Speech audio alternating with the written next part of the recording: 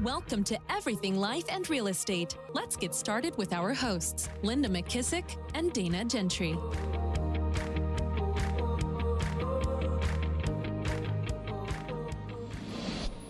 Hi, everyone. Welcome to Everything Life and Real Estate. I'm Linda McKissack. And I'm Dana Gentry. Hey, Dana, how are you today? I'm doing great. Today will be a good one. Yes, I'm excited. We are bringing our very own Jim McKissack on, and he's going to help anybody out there who struggles with accountability for your key people. And you and I have talked about this a lot. It's probably one of the hardest things about leadership.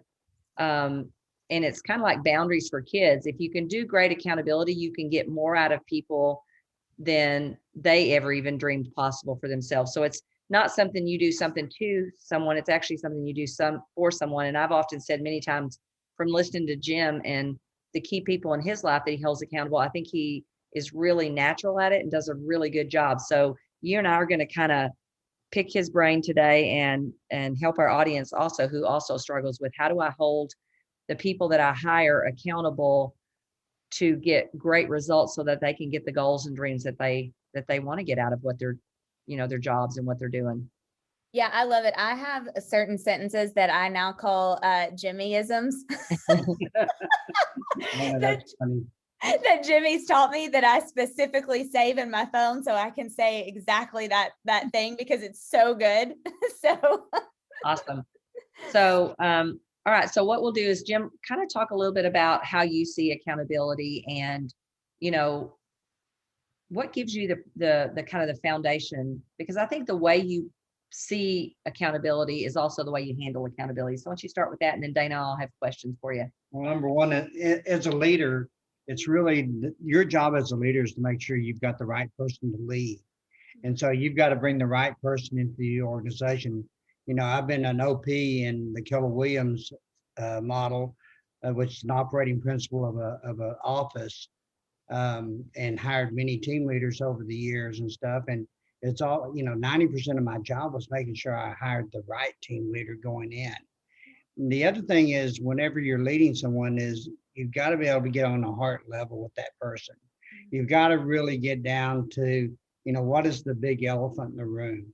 And we all have the big elephants too. I mean, it's not, every person has a different one, but sitting down and knowing what really makes a person tick and how they really work and what is the best environment for them to work in, that's kind of key on the front end. Okay, so I hear you saying two things. One, if there's an elephant in the room, which there usually is, because they're either, if they're not hitting the goals or hitting the metrics, there's an elephant in the room that's the reason. So you're talking about that, but you're also talking about getting on a heart level and understanding where they're coming from and who they are when you first start working with them. Is that two different things? Kind of, but you just don't want to have people that you're feeling like, I got you type deal where, you're trying to catch them on doing something wrong. You really want to be, as a leader, you want to be their support and you want to help them be as successful as they can be. And the only way to do that is really asking great questions. And so when they respond to you, I mean, for instance, as an OP of a Keller Williams office, number one, I require that we meet once a week, every week, and try to do it at the same time every week. We either do it face to face or we do it on a Zoom. Until Zoom came into front, it was always face to face. And so having those at the same time, and then the week prior to, or the Friday prior to our Monday meeting, always have them send me their pipeline report on who they're working with and their 411 report. We don't have a meeting if they don't have a 411 and a pipeline report. So Jimmy, how would you say that you actually, because I feel like people that you're leading really know that you care about them. Mm-hmm. So is that kind of how Linda said, is that because you hired the right person? Or because you don't always sometimes you don't know if they're going to be the right person yet or not. Yeah, but you've got to respect and you've got to know the job description that they're actually doing. And so, and you want to be the catalyst that supports them and helps them succeed as much as possible. Either they can or they can't. Mm-hmm. And that's what you've got to really get down to. And so having that kind of a discussion with someone, that you care about on the other end, where you're not coming from just a top-down approach, you're coming about, can you do the job or you can't do the job? One of the two. It's really, this is your job and it's really up to you. Now, what can I do to support you and help you? It's those kind of conversations that you have to be able to have with your key people and stuff. And then you got to celebrate like heck when they have successes. Whenever That's they a great win, point. you want to remind them, how great a job they're doing and stuff. And then you always really want to focus on the activities. The activities are what end up getting you the results. So if you're not getting the results, you've got to up the activities. And so you've got to get deep in those. On their pipeline reports, I just don't look at the report. I go down the report person by person and want to know where we are with that person. And sometimes I'll even take the pipeline report for 3 weeks and I'll go back, well, I didn't see this person show up for the last 2 weeks. It was on 3 weeks ago that What you said happened? was an 8, that should be coming. Where are you at with them? Mhm. And because you want to check their follow-up and see how they're doing on their follow-up and stuff. So you just really have to get on that heart-to-heart level with them. And you really got to figure out, are they doing the activities or are they hiding or whatever? Yep. Well, and I think, because I listened to him a lot on doing it, I like even hearing him say, either you can do the job or you can't do the job. I mean, literally, I've heard him say that. And to most people, that would make you feel a little uncomfortable. But he has such a good temperament in the way he does it that it's like, and he's kind of set that stage. Look, you've been at this job this long. And kind of like what Gary did to me one time. Do you think by now you would already figured it out? I was just thinking that. Which Yeah. fired me up to go figure it out. But guess what? That's what a great leader does. Yeah. Those kind of conversations for someone who's driven is going to say, well, yeah, no, wait a minute. I can't figure this out and I will. You know what I mean? And so I think part of his ability to do that is that unique gift. Well, it's really caring about the people and wanting to put them in a position within your organization that they can win at. And so if you got a person, I can think of a team leader I asked not too long ago. I said, are we trying to put a square peg in a round hole? I said, we've been here, we've been doing this for 6 months now or 4 months, whatever it is, and we're still not getting the results we have. And we know pretty much what the issues are and stuff. How do we get this fixed? What are you going to do to go get it fixed? And notice I didn't say, what am I going to go do to or what get are, it you don't even say, what are we going to do? Because we can't do it. You say you, which I think is another mistake that we make. The biggest mistake I see, I make that one a lot. that Not saying OPs lead. don't give the team leaders a chance to lead. Mhm. They hire them in a job and then they micromanage and then they control a lot of the job and stuff like that. If you're going to put a team leader in there and you're going to pay the kind of money that a team leader has the ability to make in an organization, then you need to let them do the job, and they either can or they either can't. And I watch mega agents do that too. They try to micromanage somebody that they try to bring in to replace them or do a job, and they try to micromanage how they do it rather than measuring the results. He is definitely always measuring the results, and he's always micro inspecting only the activities if they're not hitting the result. And then even with a mega agent, Dana, I'm thinking about going back and leading Brad whenever Linda left the business and stuff. We went and had our weekly meetings just like we do with the team leaders in the office, and we focused on our main matrix. And our main matrix for a team is listings. And so I would know exactly what that organization, the McKissack Group, would make by the number of listings that Brad was able to go out and get. And so the activities and the focus on the listing was a driver for everything. Within Keller Williams' office, it's agent count. And so focusing on the agent count and then trying to make it as simple as possible. Really the only thing I ask for a team leader to do is to have 3 appointments a day. And 2 of those need to be R2s. And so that's as simple as that. Okay, so I have 3 questions. So one is, you said sometimes a lot of OPs make the mistake, and you could say this for any leader, but they hire somebody, I'm going to say specifically OP team leader, but anybody that you hire them and then you don't give them the chance to lead. So riddle me this. What if you have an existing staff that you have worked with for a long time and you think that they're great, and then you bring in somebody and they're not meshing? would you just totally step out and let that team leader lead them, even though, you know what I mean? Or because that's what you want to do. You don't want to butt in. You want to let them lead. That's their job. You see what I'm saying? Yeah, They are and the right person. you know, as long as I'm getting some kind of results out of them, and I feel like after having enough meetings with them face to face, that I feel like they can do the job. You've got to get out of the way, because the team leader job is so big that they can't do it by themselves, even if they're great. Yep. As great as you are of a team leader, Dana, I mean, you had to have that team around you. Totally. The job is so big. And so if the team doesn't buy in to the leader, you got a problem. Then if the leader can't lead, it's hard for a new leader to come in and lead somebody else's team. Like the It's very, very, very hard to do. Most team leaders do better whenever they hire their own people. Yeah. And they have their own team. Most of the time they can't happen that way, because usually there's a change in team leader. You've got the MCA and you've got the infrastructure in place already. And so you don't change all that at once. So you really got to help that massaging them into, and you do that by you going out there showing great confidence in the person that's leading the deal. And then, you go back to the old method, you hire slow and you fire fast. And so, you set a time frame in your mind that says, by this day, we're going to have to be making some progress along the lines, or this isn't going to work. And, I owe it to you, Mr. Team Leader or Miss Team Leader, to be honest with you. And I want you to be in a position where you can win. And, what are you going to do 6 months from now if we're sitting in the same position that we're in right now? What are you going to do? Where are you going to go? Because it's not going to work. Yeah. But I think the other thing too, like let's say he's got a team leader that is got a team, and we're not sure about the team because we don't really know. Let's say we've stepped in, we don't really know. He doesn't let that team come to him. He makes them go back to the team leader. And because anytime you as the leader put another leader in spot and then let your people keep coming to you, you're sidetracking and you're cutting off that person's ability to lead. Right. So I've watched him, he'll send people back to that person. He will not take that problem or that call.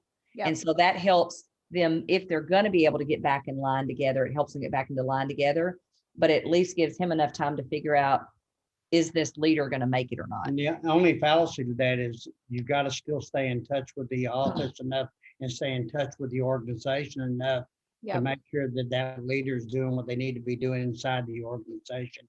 Yeah. And really the proof's in the numbers.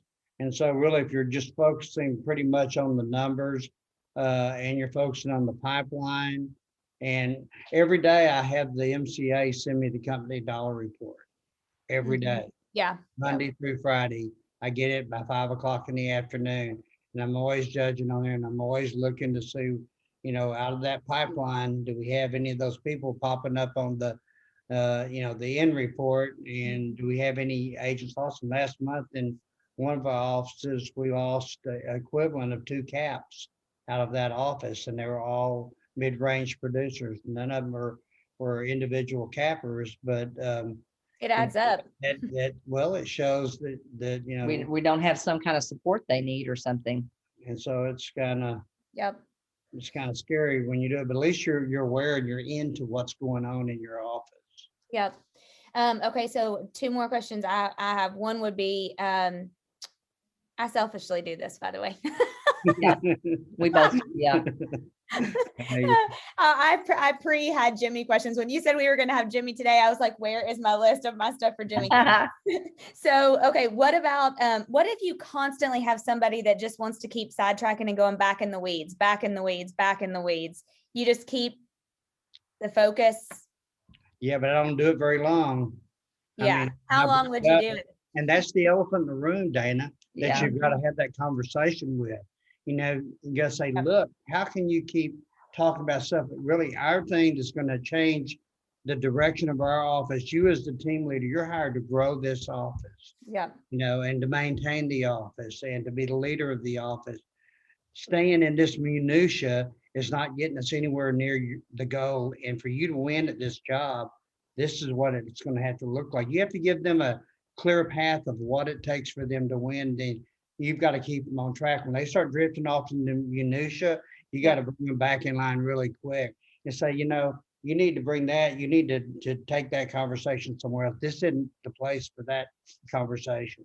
He does You say know. that, which I think is good, because if you have a high I person you're leading, they can like bring you down some bunny trails before The you get the person heck I'm out of. thinking of is a very high I Oh, in my those head are the right ones now. that'll do it the most, Yep. because Yep. remember, that's what You got to get them right back on the track of the goal. And Yeah. so make sure otherwise they're going to stay in the minutia. And Yeah. they're going to drag you into the minutia with you if you let them. You know, one thing I just was thinking of too, on one of our calls not very long ago, I think it was one of the regional ones, we had Kristen Cole on, and somebody said, how do you hold David accountable? And she said, it's easy to hold an accountable person accountable. And as soon as she said that, I thought it's like was a light bulb, because I'm like, well, the ones that I have a hard time holding accountable aren't really accountable people. Yeah. Well, then those accountable people will never remember that a Keller Williams office with an average team leader, no matter if the OP is a superstar, they've got great agents, blah, blah, blah. The best that office will ever be is average, the best. Yep. Probably be below average. And so you're looking for self-managed people in the leadership position. You're looking at someone that naturally gets up every day, and that job gives them energy every day. When that job starts sucking all their energy out, you got problems. Yep, definitely. Well, and I think when somebody's not winning at a job, you got two people. You got the person that goes, I got to get this figured out. I got to figure out what I'm doing, you know, and they're looking internally for the answers. And then you got the people who are victims that are trying to blame all their non-success on something you're not doing, or the office isn't doing, or people in the office aren't doing, or something. Yeah. You know, as long as I think someone's really got the potential to succeed at the job and they're trying, I'm going to give them every benefit of the doubt to go out there and help them succeed as much as possible. But at some point, you know, they're going to have to really turn the pages, and they're going to have to start hitting their numbers, and you know, and I'm not going to do it forever. Well, and I think you have to be present for that meeting, Dana. Yep. You know, you can't have a million other things going on in your mind, because one of the things that I noticed Jimmy does so well, which I have to really focus on because I'm already thinking about the next thing, is he listens, and he listens for, and you'll watch him kind of pause, and then he'll ask them a really hard question. Are we trying to put a square peg in a round hole? You know, or he'll ask, you know, why are we talking about this? You know, but he listens, and he's bringing it back to what matters. And if you're a million other places when you're trying to have that meeting, or you're trying to think about what you're going to say next, you can't do that as well. That's such a good point. The other thing, you can't lead somebody you don't like. Yeah.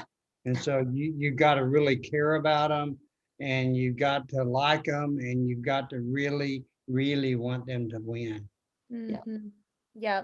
Okay. I said I had one question, but really I have two, because I just thought another one when you said that. Okay. So what if you are a leader and you haven't been as consistent in holding your people or your person accountable? How would you go back and do a fresh start? That's the big elephant in the room again. I'd go back and I'd have that conversation with them and say, look, I've let you down. You know, I haven't been as consistent at my job as OP or as whatever as I should have been. And so I'd like to do a restart.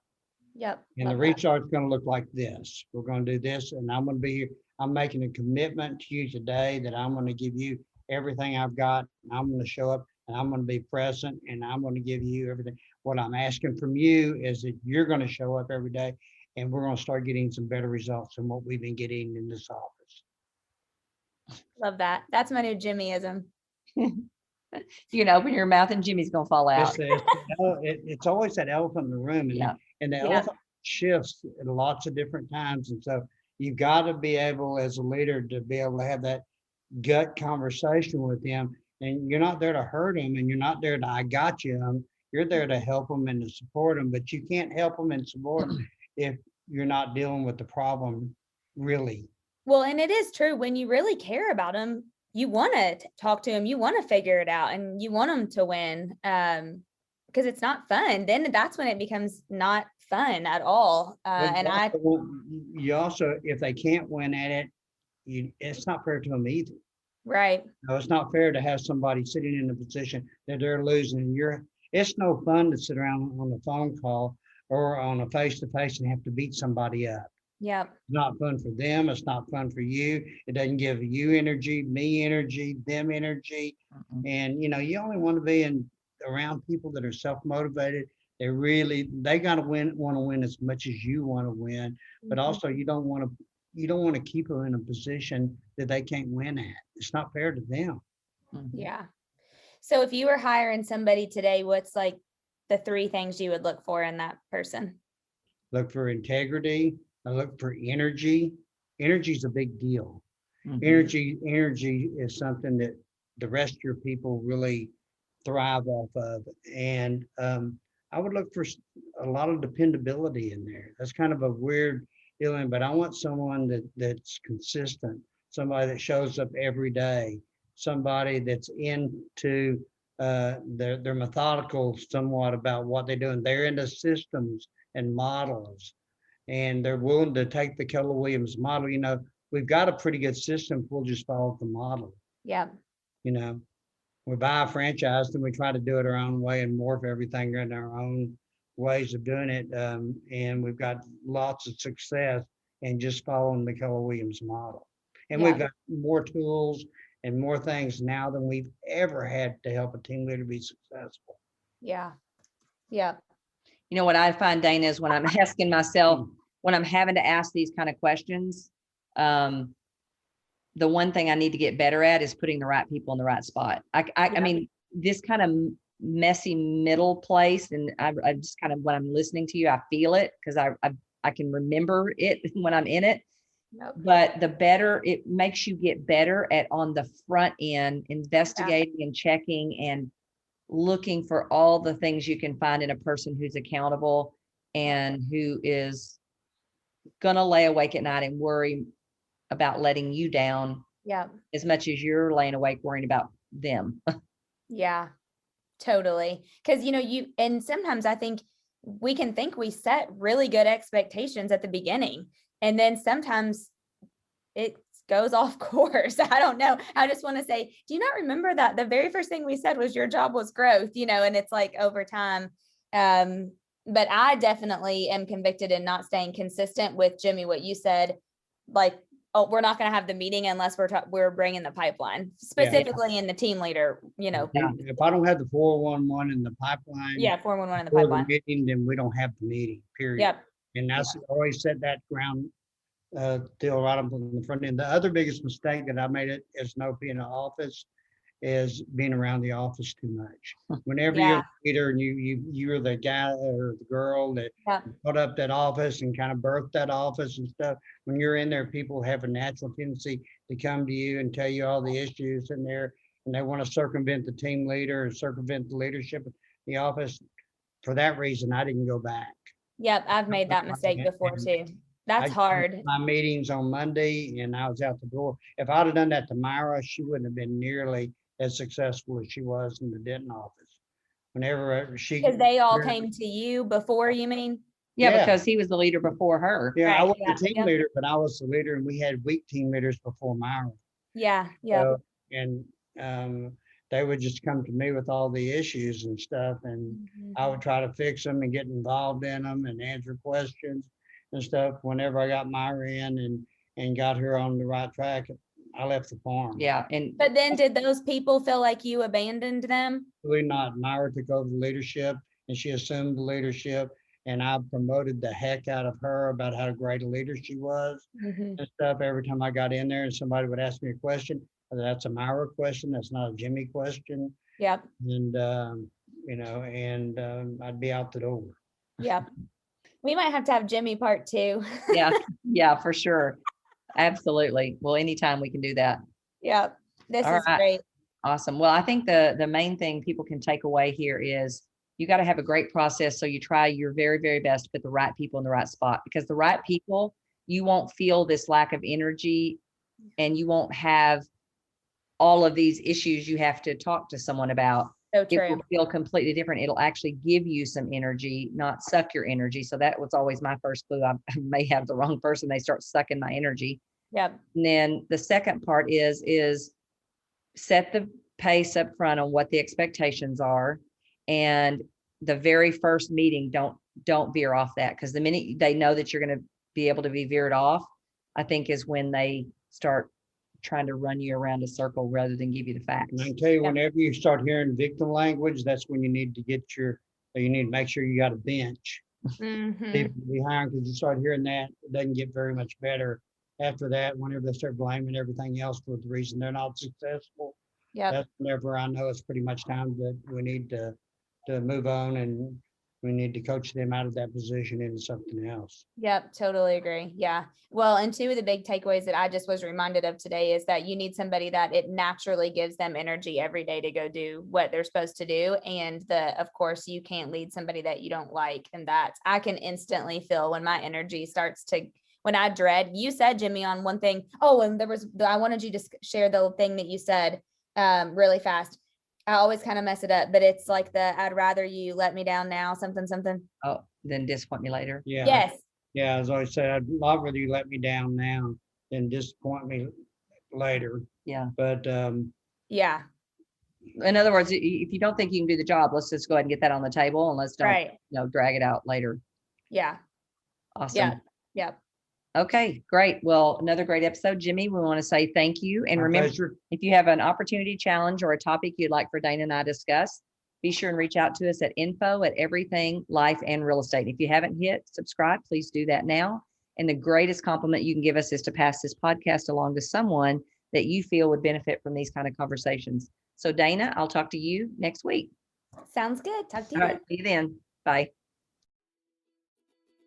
Be sure to subscribe for more business strategies and tactics to inspire you to live an abundant real estate life. Don't forget to rate and review so we can bring you the best content. Find this and other valuable information at everythinglifeandrealestate.com.